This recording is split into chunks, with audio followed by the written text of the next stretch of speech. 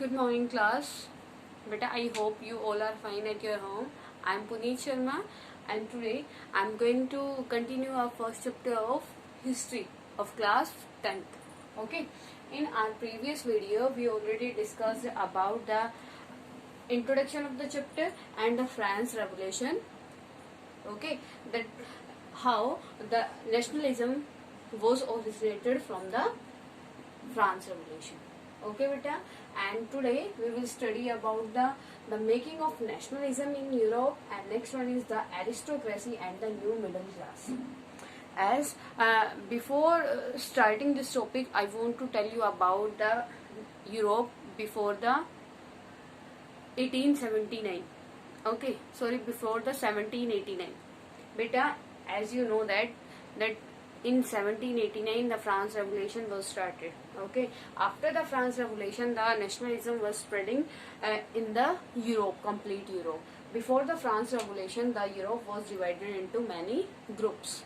Okay, you can see many states, like in India, the India was also divided into 565 princely states before their independence. Okay, every state of the India, you can say every princely state of the India having different tradition, different culture and different languages also. Like India, in the Europe, many states were there, and every states having their different language, their different culture. Okay and जैसे बेटा Europe था, India की तरह Europe में भी बहुत सारे क्या थे, कल्चर थे, बहुत छोटे छोटे पार्ट्स थे यूरोप के. और यूरोप में भी इंडिया की तरह क्या था, हर एक स्टेट की, हर एक ग्रुप की अलग अलग मतलब क्वालिटीज थी. सबका अपना प्रोफेशन था, सबका अपना लैंग्वेज थी, सबके बेटे आप अपने ट्रेडिशंस थे. ठीक है, तो मतलब उनमें एक यूनिटी वाली बात नहीं थी. ठीक है, और इस टॉपिक में हमें वही रीड आउट करना है that how the nationalism was spreading in the Europe. Okay, first of all Germany, Italy and Switzerland were divided into kingdoms, duchies and cantons whose rulers had their autonomous territories. बेटा जो Germany है, Germany और Italy और Switzerland के आप अपने kingdoms थे, मतलब एक प्लेस था छोटे छोटे. आज भी क्या है, जर्मनी, इटली, मतलब वो डिवाइडेड थे बेटा. जर्मनी, इटली, स्विट्जरलैंड जैसे जो कंट्रीज थी उनके भी मतलब छोटे छोटे पार्ट्स थे. ठीक है, जर्मनी के भी 2 पार्ट्स थे, ईस्टर्न जर्मनी और वेस्टर्न जर्मनी. ठीक है बेटा. They did not see themselves as sharing as a collective identity or a common culture. उनका अपना कोई मतलब कॉमन आइडेंटिटी नहीं थी, कॉमन कल्चर नहीं था. हर एक के डिफरेंट लैंग्वेज थी, डिफरेंट कल्चर था और डिफरेंट ही यहाँ पे उनकी आइडियोलॉजी थी. The Habsburg empire ruled over Austria Hungary. At that time the Habsburg Empire ruled over Austria-Hungary. In Hungary, half of the population spoke Magyar. The Magyar, beta,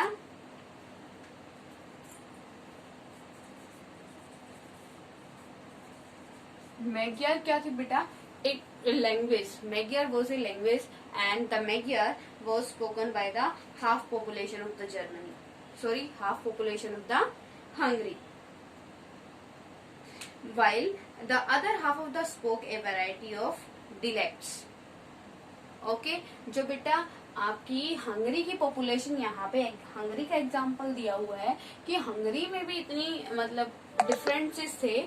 जो आपका Hungary है उसमें भी जो हाफ पॉपुलेशन थी वो अलग लैंग्वेज बोलती थी, वो हाफ पॉपुलेशन जो बची हुई है वो अलग लैंग्वेज बोलती थी. ठीक है, besides these 3 dominant groups there also lived within the boundaries of the empire.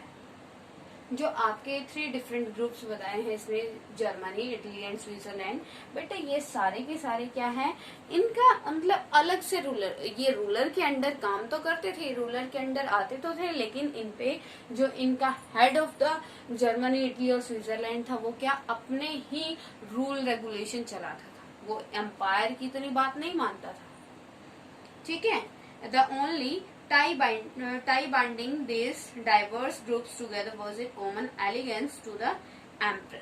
मतलब जो इनको यूनाइट करती थी वो थिंग क्या थी, जो जर्मनी, इटली एंड स्विट्जरलैंड को यूनाइट करती थी, that was the only one thing. क्या? जो उनका एम्पायर था उसको इनके जो एलिगेशंस होते थे वो क्या थे, वो सेम थे। मतलब every country, every state of the Europe wants to keep separate, okay, wants to independent. Got it बेटा? The only tie binding these diverse groups together was a common allegiance to the emperor.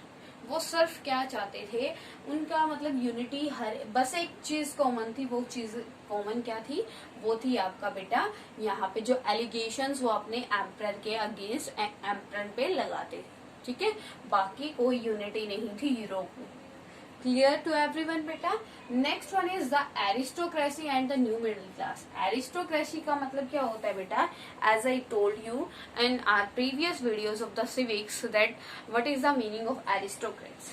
Aristocrats mean when where the king of the country, where the head of the country controlled by the businessman या फिर एक special group, ठीक है। कि जहाँ पे जो head of the country होता है वो किसी पावरफुल पर्सन, पावरफुल ग्रुप या पावरफुल ऑर्गेनाइजेशन के कहने पर क्या करता है, अपना काम करता है, ठीक है। In this topic we will study about the aristocracy and the new middle class, that how the new middle class play a important role in the unity of the Europe. ठीक है बेटा, कि एरिस्टोक्रेसी और new middle class का क्या role है आपकी किसमें, unity, nationalism in the Europe में। क्लियर बेटा? Specially and politically a landed aristocracy was the dominant class on the continent. अब ये क्या है, जो यूरोप है, इस यूरोप के ऊपर किस चीज का बेटा, जो लैंडलॉर्ड्स होते थे, जो लैंड ओनर्स होते थे, स्पेशली उनका क्या होता था, इस कॉन्टिनेंट के ऊपर रूल चलता था, राज चलता था। कि मतलब चाहे रूलर कोई भी हो, ठीक है, लेकिन होगा कौन, socially and politically a landed aristocracy was there. वहां पे जो सोशल मतलब सोसाइटी में भी किसका, एरिस्टोक्रेट्स कौन होते थे, जो लैंड ओनर्स होते थे, ठीक है, जिनके पास बहुत ज्यादा लैंड होती थी, ठीक है। They were the socially and politically owner of the society, okay, या फिर you can say they were the political socially aristocrats ruler of the Europe. Clear beta? The members of this class were by a common way of life that cut across regional divisions. Their families were often connected by ties of marriage. अब जो ये क्या है बेटा, वो एक क्या है, जो लैंड ओनर्स थे वही सिर्फ क्या करते, मतलब लैंड ओनर्स ही आपके जो ruler, actually you can say they were the rulers of the Europe, ठीक है। अब वो क्या करते, they were the different religions and they were tie with their, मतलब एक unique function that is a marriage. वो किसके साथ, एक डिफरेंट जो आपका कल्चर होता है वो एक दूसरे के साथ कैसे रिलेशन मेक करते थे, with the help of marriage. वो एक दूसरे के मतलब अपने जो आपकी जनरेशन है उसकी शादी मतलब उस दूसरे वाले पर्सन के साथ कर देते और उनके साथ रिलेशन बना लेते। तो वैसे ही वो जो सारा का सारा कंप्लीट यूरोप के ऊपर जो रूल था वो किसका था, लैंडलॉर्ड्स का था। क्लियर बेटा? This powerful aristocracy was however numerically a small group. The quantity of these peoples, मतलब जो लैंड लॉर्ड्स होते थे बेटा, उनके पास लैंड तो बहुत ज्यादा थी लेकिन उनके पास उनकी क्वांटिटी बहुत कम थी। क्यों? क्योंकि यूरोप में जो rest population of the Europe were not the owner of land. उनके पास कोई मतलब लैंड ही नहीं थी, उनके पास किसी लैंड का मतलब ओनरशिप ही नहीं थी। All the lands of the Europe were in the hand of landlords, ठीक है। और वो लैंडलॉर्ड्स ही क्या करते थे, वहां की गवर्नमेंट जो भी होती, वहां का रूलर जो भी होता, उसके ऊपर रूल रेगुलेशन बनाने के लिए उसके ऊपर प्रेशराइज करते और उन्हीं की एडवाइस के बेस पे वहां का जो रूलर था वो क्या काम करता, ठीक है, वर्क करता। The growth of towns and the emergence of commercial classes whose existence was based on production for the market. Industrialization began in England in the second half of the 18th century. I want to tell you about the industrialization. What do you mean by industrialization बेटा? Anybody having any idea? बेटा industrialisation क्या होता है? Industrialisation में हम बहुत सारी industries को क्या कर देते हैं, सेटअप कर देते हैं. In the industrialisation we set the many companies in a particular place. ठीक है, with the help of technology we wants to increase our production level. ठीक है बेटा, तो इंडस्ट्रीज जो ये क्या कहता है, in the mid of the 18th century the industrialisation was set upped in the Britain. Britain में सबसे पहले इंडस्ट्रियलाइजेशन आया था बेटा. ठीक है, एंड ये क्या कहता है, in France and the parts of the German state it occurred only during the 19th century. आपके फ्रांस में और जो यूरोप है उसमें 19th सेंचुरी में आया था. सिर्फ एक ब्रिटेन ऐसी कंट्री है जिसमें half of the 18th century आपका इंडस्ट्रियलाइजेशन क्या कर चुका था, एंट्री कर चुका था. In its wake, new social groups come into being, a working class population. Working class population. It is very important topic of your chapter, that aristocrats beta you already discussed. Now the new middle class.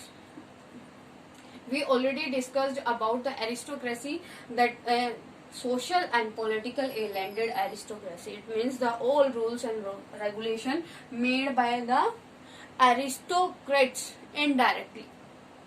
ठीक है, मतलब जो rule regulation थे वही landlords वगैरह बनाने का मतलब है all the rule regulations were makes for the land owners. जो सारे के सारे रूल रेगुलेशन वो किसके लिए बनाए जाते बेटा, आपके लैंड ओनर्स के लिए बनाए जाते. ठीक है, अब ये क्या कहता है, वो लैंड ओनर्स के लिए बनाए जाते हैं. तो यहाँ पे क्या है, जब इंडस्ट्रियलाइजेशन स्टार्ट हुआ, when the industrialisation enter in the Europe, then new class uprise. एक न्यू क्लास आया, वो कौन सा था, न्यू मिडिल क्लास, या फिर यू कैन से वर्किंग क्लास. एक वर्किंग क्लास क्या आया, सोसाइटी में आया, और उस वर्किंग क्लास की इंपॉर्टेंस क्या होती चली गई, इंक्रीज होती चली गई. ठीक है, it was among the educated liberal middle classes. मतलब क्या थे, वो वर्क करते थे, तो क्या है, एजुकेटेड पर्सन है. The middle class of the Europe was the educated person and having the ideology of liberalist. किस चीज की आइडियोलॉजी थी उनकी बेटा, liberal ideology. They were having the liberal ideology. Now you have to know about the liberal ideology.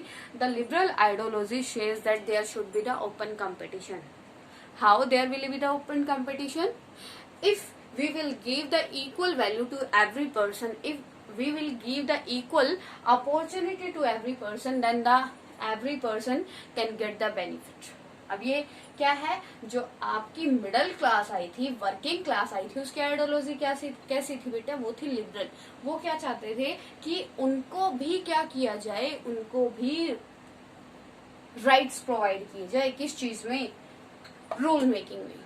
अब इससे पहले तो बेटा किसका रूल होता था, एरिस्टोक्रेट्स की सारी चलती थी. अब उन्होंने अपनी वॉइस रेज करनी शुरू कर दी, किस चीज को लेकर, कि there should be an important role of the middle class in the rule making. ठीक है, कि क्या होना चाहिए, यहाँ पर भी किस चीज को, मिडिल क्लास को इम्पोर्टेंस मिलनी चाहिए, किसमें, रूल मेकिंग में. It was amongst the educated liberal middle classes that idea of national unity following the abolition of aristocratic privileges gained popularity. Now, as I told you, that the liberalist, the working class or new middle class wants equality. They raised their voice for the equality. They were saying that if every person is equal, then why the aristocracy is enjoying the some special right. Okay, why the government of the Europe giving some privileges to the aristocrats. Okay, तो उन्होंने किस चीज की demand की बेटा, they were demanding for the equality for them. Now beta, come on your third important topic of this chapter,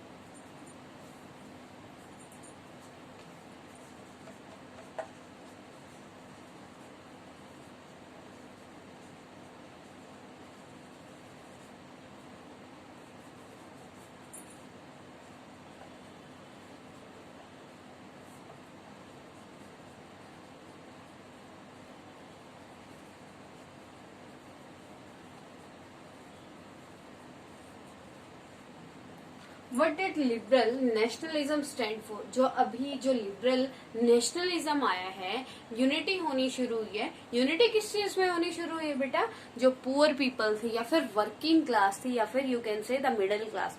now the middle class is coming together and demanding for their rights. ठीक है, मतलब अब ये बेटा क्या हुआ, nationalism आना शुरू हुआ पूरे यूरोप में। नेशनलिज्म का मैंने पहले ही बताया है क्या होता है, ए फीलिंग्स टूवर्ड्स देयर नेशन।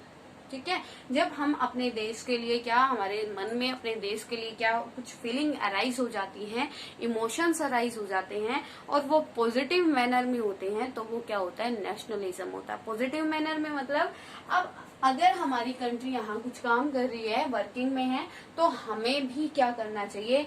हम जैसे एट प्रेजेंट क्या है, डेमोक्रेटिक एक बहुत अच्छी गवर्नमेंट है। At present democracy form is the very important and good form of the government. And in democracy every person is equal and every person having the rights, many rights like freedom, like reason freedom और education right etc. ठीक है, तो ये क्या कहता है कि अब यूरोप के लोगों में अपनी कंट्री को इम्प्रूव करने को लेकर और अपने राइट्स को लेकर क्या होनी, मतलब उनको समझ आनी शुरू हो गई इस चीज की। ठीक है, that how they can improve their condition.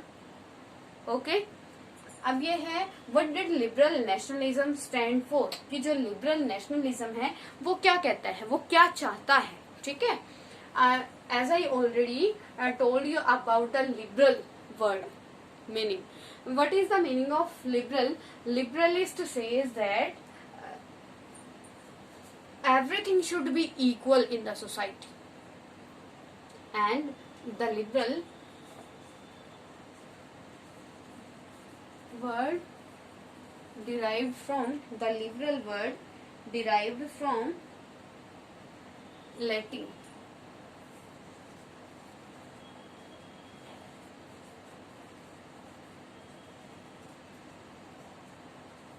जो बेटा लिबरल वर्ड है कहाँ से डिराइव हुआ है, वो लेटिन से डिराइव हुआ है और उसका मीनिंग क्या है, liberal means free.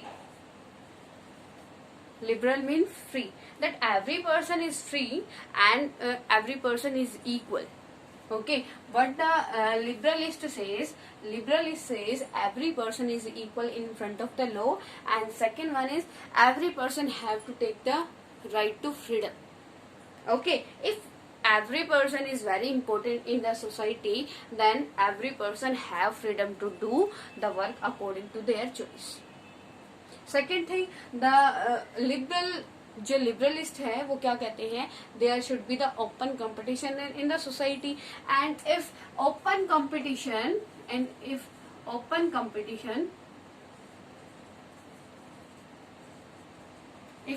competition will be there in the society, then according to their hard work every person can get the benefit from the opportunities. Okay, जो लिबरलिस्ट है वो क्या कहते हैं, ओपन कंपटीशन होना चाहिए सोसाइटी में। If open competition will be there, every person do the hard work, then there will be no privileges for anyone. तो फिर क्या होगा, किसी पर्सन के लिए क्या नहीं होगा बेटा, किसी टाइप के प्रिविलेजेस की जरूरत ही नहीं होगी। क्लियर है सबको? Liberalist, what did liberal nationalism stand for, वो किस चीज के लिए क्या कहता है, और यूरोप में जब लिबरलिज्म आया तो उनकी थिंकिंग कैसी थी और वो क्या चाहते थे और क्या क्या चेंजेस हुए, वो सारे आपको इस टॉपिक में पढ़ने हैं। जैसे मैंने लिबरल के बारे में बता दिया कि लिबरल होता क्या है और लिबरलिज्म क्या है, व्हाट दे स्टैंड फॉर। ठीक है, in early 19th century Europe were closely allied to the ideology of liberalism. The term liberalism derived from the Latin language. It means free. Okay, liberalism stood for the freedom for the individual and equality of all before the law. Equality before laws means beta liberal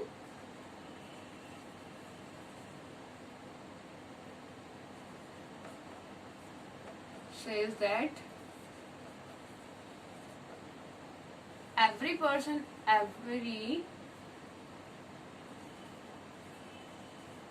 person is equal before the law.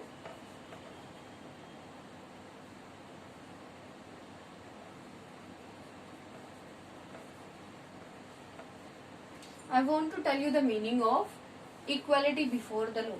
Equality before the law says that beta, every person of the society is equal before the law. If laws are there, then every person have to follow these rules. If a king or queen is there and if another side a beggar is there, then both the person are equal in front of the law, in front of the eye of the law, and both the person have to follow these rules. Okay बेटा, clear हो गया liberalist की क्या thinking थी.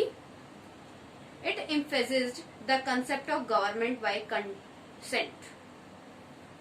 The right to vote and get elected was generated exactly to property owning men. Men without property and all women were excluded from political rights. As we already studied about in France Revolution, that after revolution only voting right given to the men, only those men who pay the tax to the government. ठीक है.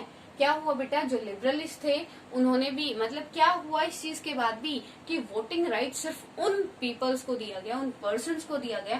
People means बेटा not man and women both, but in Europe the right to vote enjoyed by the only men. And which type of men? Those men who paid the tax for the government.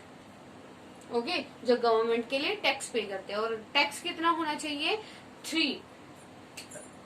एक labour की, एक worker की 3 days की जितनी salary होनी चाहिए, at least उतना उसको क्या करना पड़ेगा, एज ए टैक्स सबमिट कराना पड़ेगा गवर्नमेंट के पास. Men without property and all women were excluded from political rights. Okay, and political rights, you know about the political rights beta? Political rights पता है कौन कौन से होते हैं? Political rights होते हैं बेटा that every person have a right to vote after a particular time period. Okay, and having the right to enact also. जैसे in India, if a person is there after the age of 18, every person can get the right to vote. Okay, and right to enact. But in Europe, not every person, only male and who pay the tax to the government can having the rights. Which type of rights बेटा? Political right. केवल वही इन rights का use कर सकता है, केवल उन्हीं लोगों के पास ये राइट होता है जो टैक्स पे करते हैं. सेकंड वन क्या है? मेल है.